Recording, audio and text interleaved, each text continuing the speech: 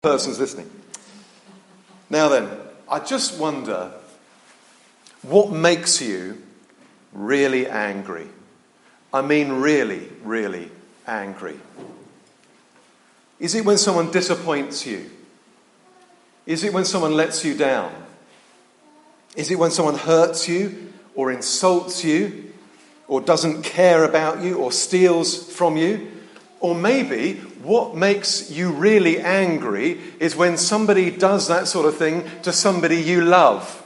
So you take your little grandchild down to the park, your little toddler, and some other brute of a child, maybe even their brother or sister, pushes them over. And your little grandchild gets up again, and then this child pushes them over again. I don't know if that makes you angry. Maybe it makes you really angry, but either way, you're not going to stand there and do nothing about it, are you? You're going to go and do something to protect your little grandchild because you love them. Maybe watching England play Iceland made you angry. I thought it made me angry until I heard Chris Waddle. Did you hear him on the radio? It was a hilarious rant. He said, no leaders, they're all pampered, they're all just headphones, he said. It must be Geordie. We just go through the motions, he said, and at the end of the tournament it will be, oh, we're just getting ready for the next tournament, we're just getting ready for Russia, but we'll be inexperienced, so we'll learn from that and we'll go on to the next one. We'll learn and then we'll go on to Qatar, and then after that we'll still be building a team for Timbuktu, he said. That's all we do. We just have excuse after excuse. But never mind the football. There's a lot of anger around generally, isn't there?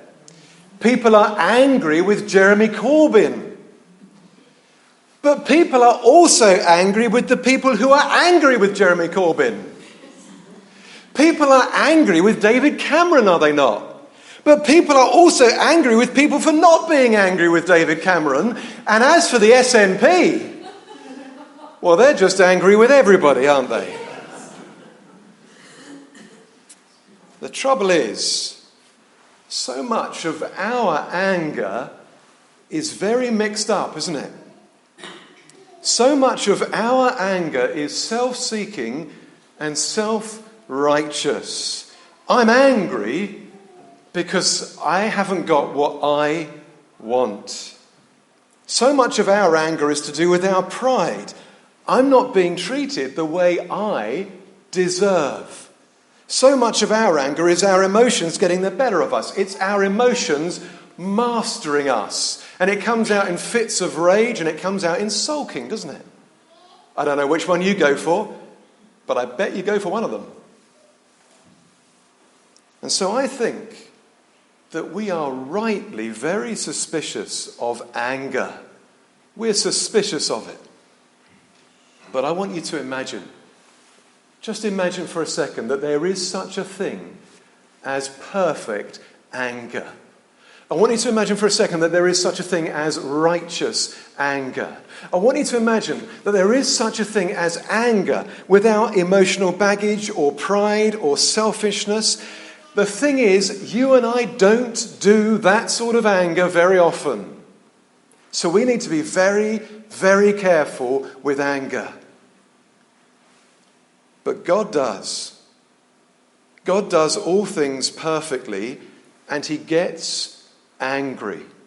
We have got to see that one of the characteristics of the God of the Bible is he gets angry. This is a chapter about God's anger. But we've got to see that God's anger is in a completely different category to anything that you or I have seen or experienced with human anger. Okay, Israel have just captured the city of Jericho. If you were here last week, you've got a big advantage. Who knocked down the walls of Jericho? It was God, wasn't it? He used Israel's faith, he used Israel's obedience, but it was God who knocked down the walls of Jericho. And one of the commands he gave was that everything in the city of Jericho was to be devoted to him. Now, this is really important. Devoted means set apart for God. Completely, exclusively, completely given over to God. Which in practice means that everything in the city of Jericho, everything either had to be destroyed or it had to be put into God's treasury set apart for him.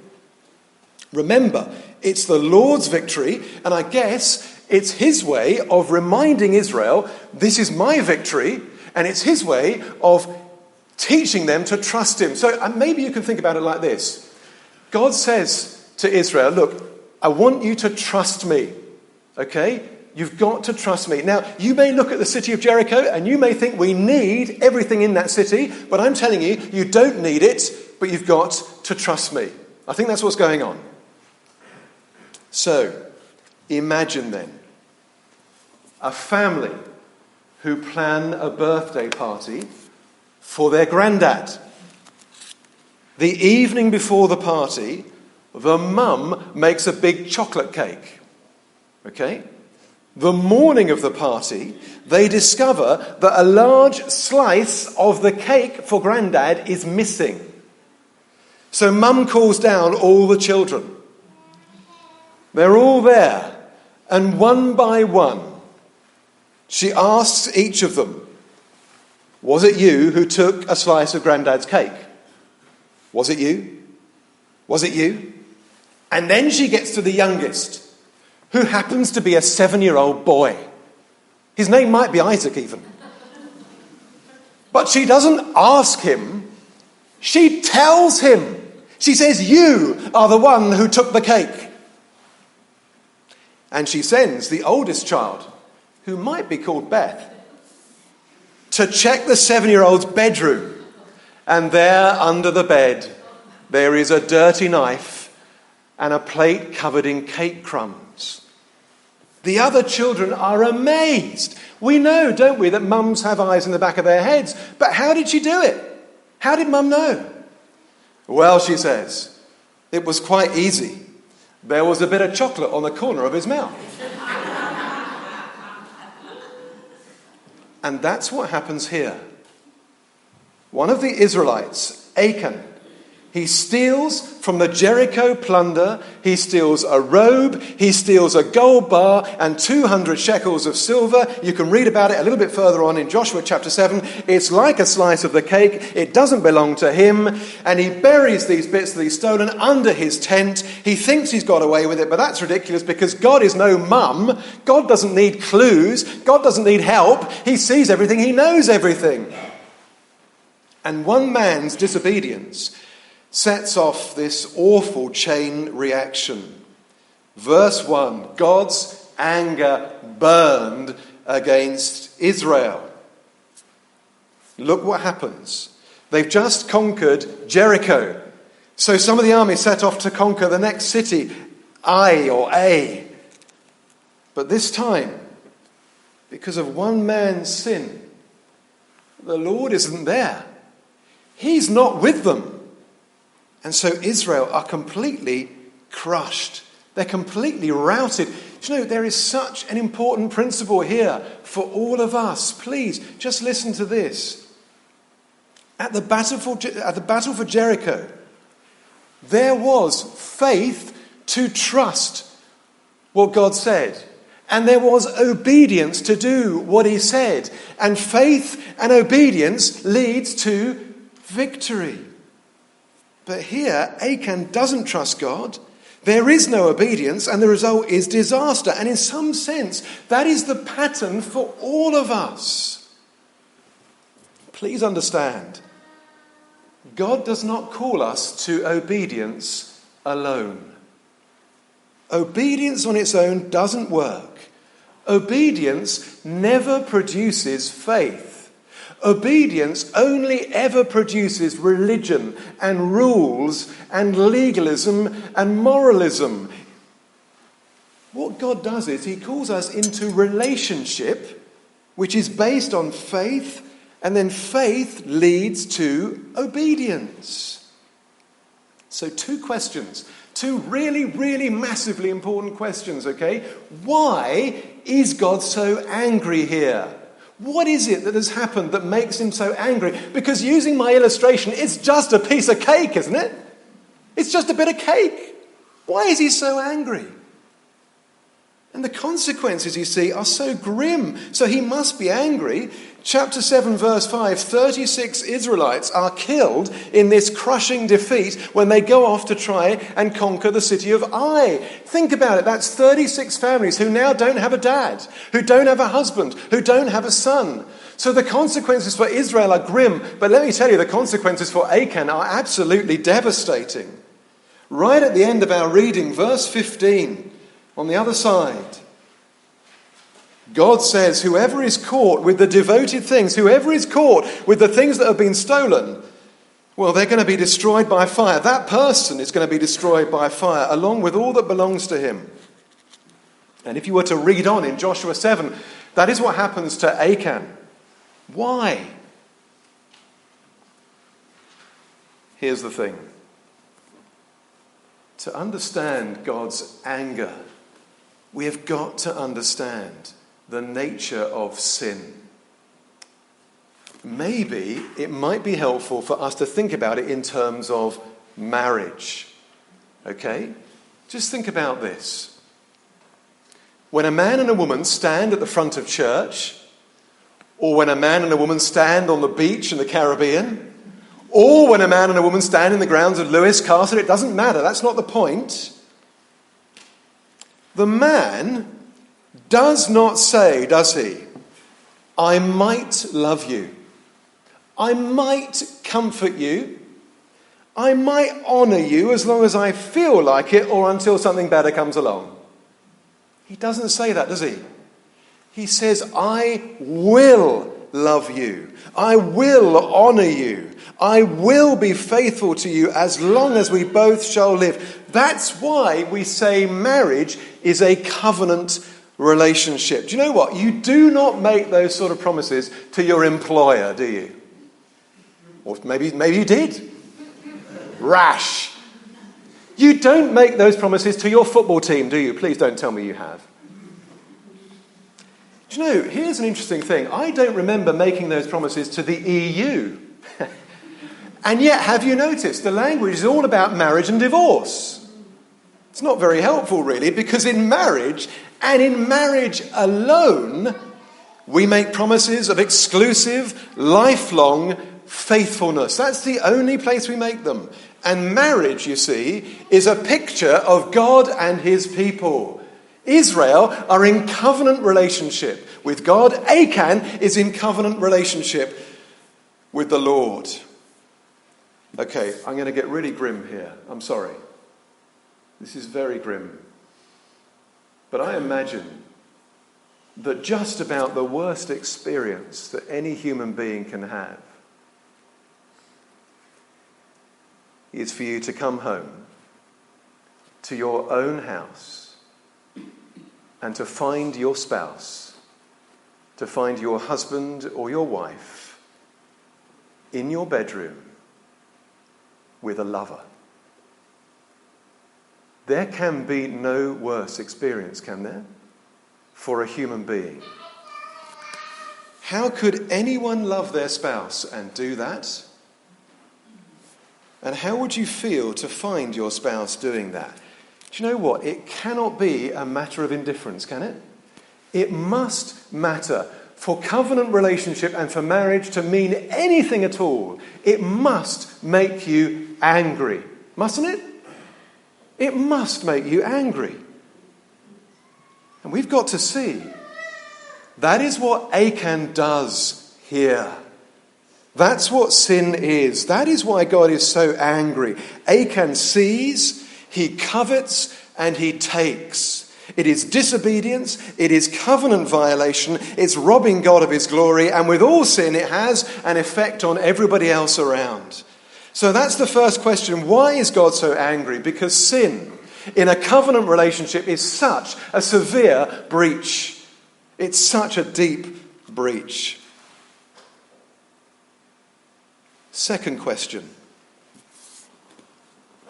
What can we do about it?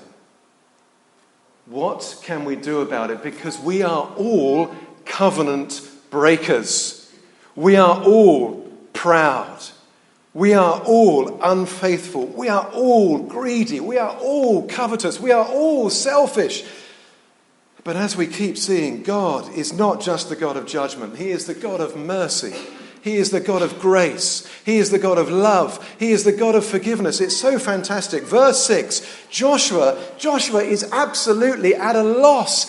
He doesn't know what Achan has done. We know, but Joshua doesn't know. And so he prays. He cries out to God for mercy. He cries out for pardon. Verse 8, he says, "Pardon your servant, Lord.